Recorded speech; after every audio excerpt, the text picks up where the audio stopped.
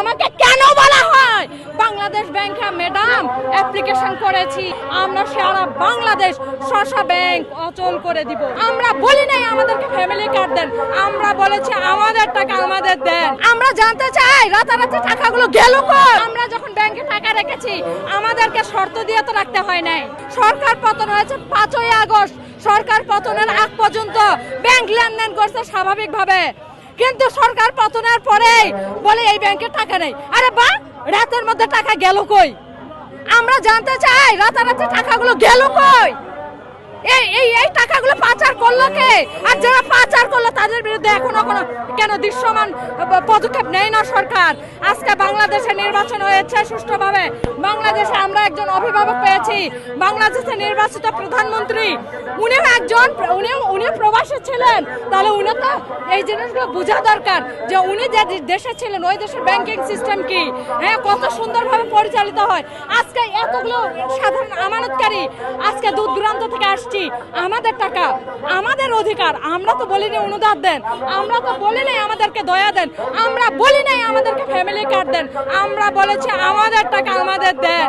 একবারে দিতে পারবেন না, ধাপে ধাপে দেন, সেটাও দেবেন না, মূল টাকা থেকে কেটে নেবেন। আমার টাকা কারো অধিকার নেই, আমার টাকা আমাদের টাকা আমাদের অধিকার।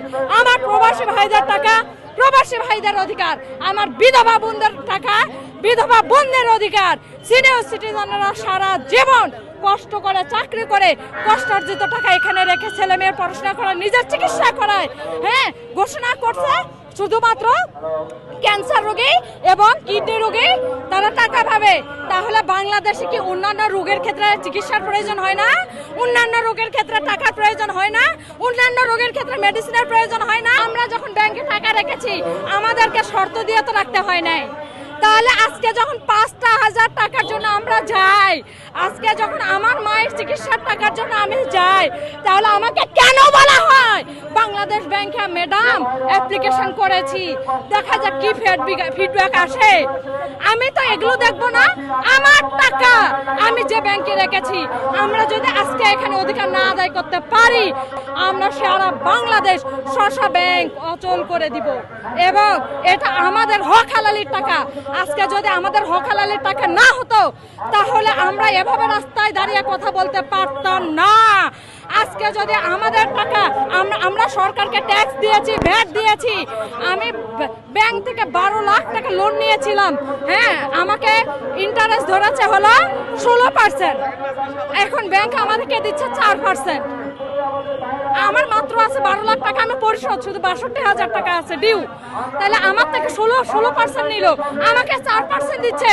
এটা কোন রুলসে? পৃথিবীর কোন ইতিহাসে আছে? আপনারা দেশ পরিচালনা করবেন ভালো কথা, সব দিকে খেয়াল রেখে করতে হবে। একজন পরিবারের কর্তার অনেক দায়িত্ব, একজন পরিবারের সদস্যদের সবার দিকে দায়িত্ব রাখতে হবে।